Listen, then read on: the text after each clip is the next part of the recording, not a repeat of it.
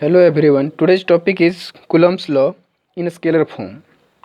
Now we will discuss about force between two charges. We have two charges Q1 and Q2 are placed on vacuum and its distance r is r. Okay, so we know charge has intrinsic property. Intrinsic property means negative positive attract to each other and positive positive repel to each other. It means it has force, attractive force as well as repulsive force. So according to Coulomb's, there are some statement here. Electrostatic force between 2 point charges is directly proportional to the product of the charges and inversely proportional to the square of distance between them. Means दो charge के बीच का distance r है और ये दोनों के बीच में repulsive force लग रहा है because both are positive charges और एक दूसरे को ही रिपेल कर रहा है. और according to statement force is directly proportional to the product of charges. It means दोनों चार्ज का प्रोडक्ट और इसके डिस्टेंस का स्क्वायर जो होगा inversely proportional. Means we can write f is directly proportional to the product of charges Q1 Q2 inversely proportional to the 1/r². Okay, इसका मतलब क्या है? इसका मतलब है कि यदि हम चार्ज को इस प्रोडक्ट को मतलब चार्ज के वैल्यूज़ को हम बढ़ाएंगे तो 100% इसका जो मल्टीप्लिकेशन जो होगा वो क्या होगा, बढ़ जाएगा. इसका मतलब यदि ये बढ़ता है, ये बढ़ेगा, ऊपर ये बढ़ेगा तो हमारा फोर्स भी क्या बढ़ेगा. और यदि वही डिस्टेंस बढ़ जाता है, जिसका डिस्टेंस हम बढ़ा दें तो इसका जो फोर्स है वो क्या हो जाएगा, घट जाएगा. इसका यही मतलब है. ठीक है, तो अब क्या है कि यदि हम इसका प्रोपोर्शनलिटी को रिमूव करते हैं तो हमको एक कांस्टेंट मिलता है k. This k is called Coulomb's constant. Okay, and it's value is 1/4 pi epsilon not. Epsilon not इसका वैल्यू होता है टोटल 9 × 10⁻9 न्यूटन मीटर स्क्वायर पर कूलम स्क्वायर. यूनिट यहाँ से आप फाइंड कर सकते हैं. This is very easy. But आपका क्वेश्चन होगा कि ये क्या है, what is epsilon not. Epsilon it is the permittivity of free space और वैक्यूम. मतलब क्या है कि ये मीडियम के लिए होता है. एप्सिलॉन नॉट जो है सो परमिटिविटी ऑफ फ्री स्पेस है. जिस तरह से हम लोग क्लास 10th में पढ़ते थे रिफ्रैक्टिव इंडेक्स. रिफ्रैक्टिव इंडेक्स जिस तरह से क्या होता था कि मीडियम टू मीडियम वो चेंज होता था, एक कांस्टेंट प्रॉपर्टी था. ठीक है, किसी भी मीडियम के लिए वो कांस्टेंट होता था. उसी तरह से यहाँ पे परमिटिविटी है फ्री स्पेस के लिए. This value for free space only. Okay, so यहाँ पे देखें एप्सिलॉन नॉट बोल रहे हैं परमिटिविटी ऑफ फ्री स्पेस और इसका वैल्यू फिक्स है 8.85 × 10⁻12. ओके, ये फ्री स्पेस के लिए फिक्स है. नाउ फॉर फ्री स्पेस, अब हम लोग जब जानते हैं कि k का वैल्यू 1/4 पाई एप्सिलॉन नॉट है तो इसको k की जगह यदि हम सब्स्टिट्यूट कर दें तो हमको वैल्यू मिलेगा f is equals to 1/4 pi epsilon naught Q1 Q2/r². अब हम लोग क्या करेंगे, इसको इक्वेशन नंबर 1 मान लेते हैं. And next one for other medium, यदि दूसरे कोई भी मीडियम ले सकते हैं जस्ट लाइक कैरोसिन हो गया, तो फिर आप कोई भी मीडियम ले लो कोई भी ऑयल जैसे पेट्रोल कैरोसिन, तो फिर वाटर ले लो. वाटर में यदि हम दोनों चार्ज को, अभी जैसे दोनों चार्ज कहाँ पे है, वैक्यूम में है.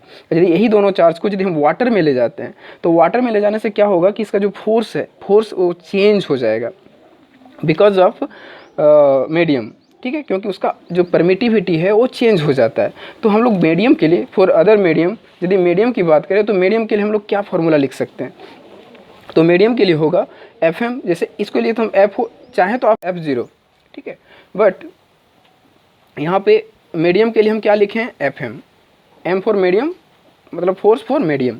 तो इसको क्या लिखते हैं 1/4 पाई एप्सिलॉन नॉट. ये 0 मतलब वैक्यूम है और यहाँ हम लोग कुछ नहीं लगा रहे. इसका मतलब है कि कोई मीडियम के लिए.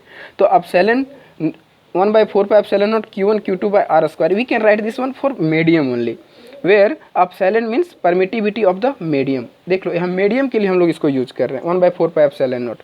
अब हमारे पास दो इक्वेशन है, इक्वेशन 1 एंड इक्वेशन 2. इस दोनों इक्वेशन को यदि हम डिवाइड कर दें एक दूसरे से तो एक हमको रिजल्ट मिलता है.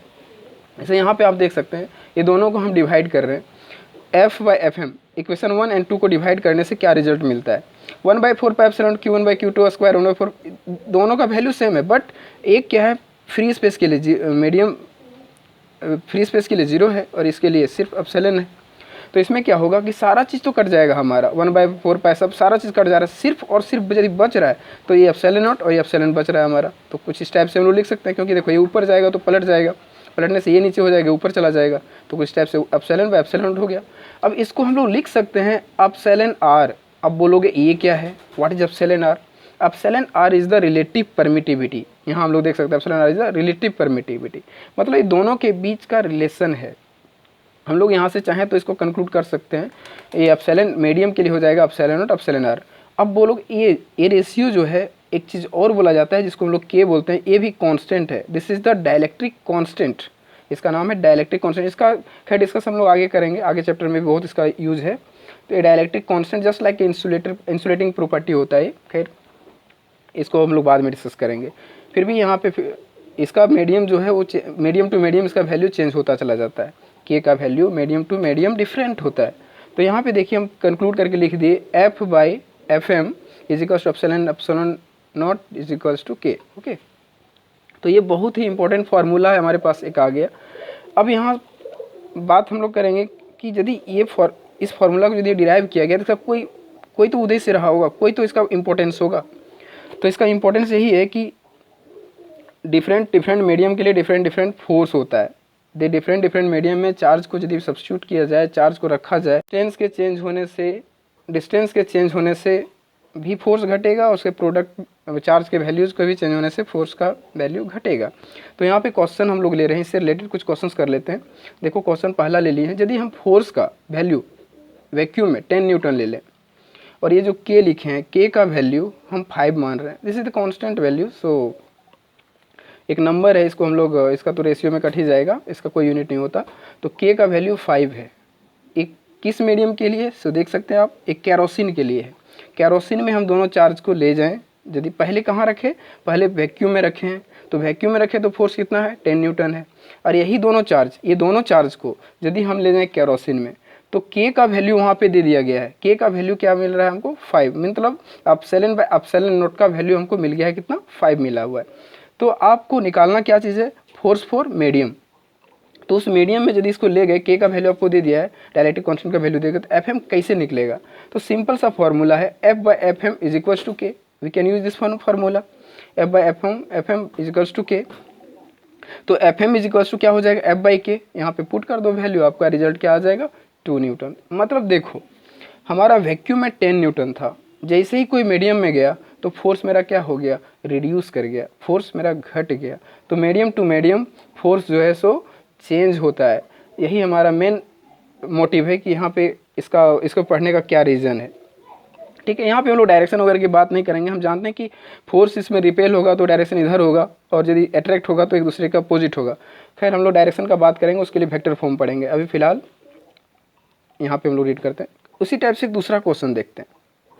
क्वेश्चन दूसरा है, if the force between two charge is f, if force between two charges is f, if charges becomes double and distance between them is half, then calculate new force.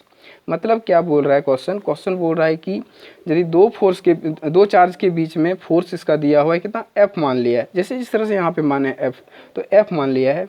और यदि उसी charge को हम लोग क्या कर दें, उसके चार्ज को दोनों को डबल कर दें, चार्ज डबल कर दें और उसके डिस्टेंस को हाफ कर दें, तो उसका नया फोर्स जो आएगा वो रिजल्ट क्या होगा, नया फोर्स कितना आएगा वो बताना है। तो देखिए यहाँ पे हम लोग यदि फोर्स दिया है एफ, तो एफ का वैल्यू कितना होगा, k Q1 Q2 by r square. Simple formula जो हम लोग पहले भी उधर डिराइव कर चुके हैं। अब अकॉर्डिंग टू क्वेश्चन जो बोल रहा है उसके हिसाब से करना है। तो क्या बोल रहा है ये, बोल रहा है नया फोर्स क्या होगा, न्यू फोर्स निकालना है। तो आपको कांस्टेंट तो इसका चेंज जो भी हो उससे हमको मतलब नहीं है, कांस्टेंट क्योंकि कांस्टेंट के ही रखना है। अब यहाँ पे क्योंकि यहाँ पे मीडियम तो हम लोग चेंज नहीं कर रहे हैं, इसलिए के जितना के इसका होगा उतना के इसका भी होगा। तो सिर्फ हम लोग क्या कर रहे हैं, चार्ज को डबल कर दिए, यहाँ भी चार्ज को देखो डबल कर दिए, डिस्टेंस को हाफ कर दिए। तो 2Q1 2Q2 और r/2 सुन ओके इज इक्वल्स टू 2 2 जा 4 के का के ही रह गया, Q1 Q2 by are square by 4। ये 4 ऊपर चला जाएगा तो क्या हो जाएगा, 4 के Q1 Q2 by are square into 4 4 जा 16 के Q1 Q2 by are square. ये कितना के बराबर हो गया मेरा, ये देखो ये वाला जो के Q1 Q2 by are square है वो किसके बराबर है, एफ के बराबर है। तो हम लोग यहाँ लिख सकते हैं 16F। ओके, मतलब नया फोर्स जो मेरा मिला वो किसके बराबर मिला, 16F के बराबर। ठीक है, तो ये टोटल कुल मिला के हमारा कूलम्ब्स लॉ है। कुछ क्वेश्चन कुछ इस टाइप से रहते हैं कि मान लो हमारे पास 3 स्फेयर है या तो 2 ही स्फेयर है, 2 स्फेयर्स ऐसे है। तो क्वेश्चन जो पहले भी पढ़ चुके हैं हम लोग कि इसके पास 4 चार्ज है, इसके पास भी 4, इसके पास मान लो कुछ और है, ये न्यूट्रल है, छोड़ दो, ये न्यूट्रल है, मान लो इसको न्यूट्रल मान लेते हैं, इसके पास 4 चार्ज है।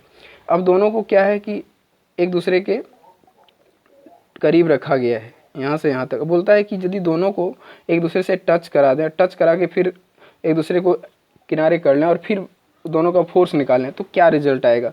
तो क्या होगा, यदि यहाँ 4 क्यूब है और यहाँ पे कुछ नहीं है तो 2 क्यूब हो जाएगा, इसका 2 क्यूब, इसका 2 क्यूब, और उस तरह से हम कैलकुलेट करके निकाल लेंगे, है ना। और यदि वही कंडीशन, और भी कंडीशन देखो कैसे चेंज करता है। वो बोलेगा क्वेश्चन में कि दो तो बॉडी है, दो बॉडी हमारे पास चार्ज्ड है, एक का 4 क्यूब है, अगला का भी 4 क्यूब है, 2 बॉडी हमारे पास है। अब बोलेगा कि एक और ले लेते हैं बॉडी, इसका नाम ए दे दो, इसका नाम बी दे दो, अगला का नाम सी दे दो। इसको बोलेगा न्यूट्रल है, इसके पास कोई चार्ज नहीं है, इसके पास 4 क्यूब, इसके पास 4 क्यूब। अब क्या करना, बोलेगा कि इसको हम ए के साथ टच करते हैं, फिर रिमूव कर देते हैं, और रिमूव करने के बाद अब बताइए कि ए और सी के बीच में क्या फोर्स होगा। वो पूछ सकता है, ए और सी के बीच में फोर्स पूछा जा सकता है, ए और बी के बीच में फोर्स पूछा जा सकता है। आपको डिस्टेंस दिया रहेगा, डिस्टेंस दोनों के बीच में, यहाँ का डिस्टेंस दिया रहेगा, यहाँ का डिस्टेंस दिया रहेगा, तो आप आराम से फोर्स कैलकुलेट कर सकते हैं, ठीक है। और भी क्वेश्चन हो सकता है इसमें, बहुत तरह का क्वेश्चन, ट्विस्ट बहुत रहता है क्वेश्चन में। क्वेश्चन क्या पूछ सकता है और कि यदि यही क्वेश्चन देखो, ए है, इसे सी को पहले इसमें टच किए, उसके बाद फिर बी में टच किए, उसके बाद टच करने के बाद अब बताइए कि ए और बी के बीच में फोर्स क्या होगा। डिस्टेंस में कोई चेंजेस नहीं है, डिस्टेंस यहाँ से मान लेगा कि 4 मीटर या कुछ मान लेगा, तो पूछेगा कि कितना फोर्स है। तो इस टाइप का क्वेश्चन आपको बनेगा इसमें। तो ये कूलम्स लॉ का मेन प्रॉपर्टी है, फोर्स निकालना, फोर्स का बेसिकली कूलम्स लॉ इतना ही है। और इसमें क्वेश्चन बहुत तरह के बनते हैं, तो आप लोग क्वेश्चन इसमें सॉल्व करते रहें। बहुत बहुत धन्यवाद।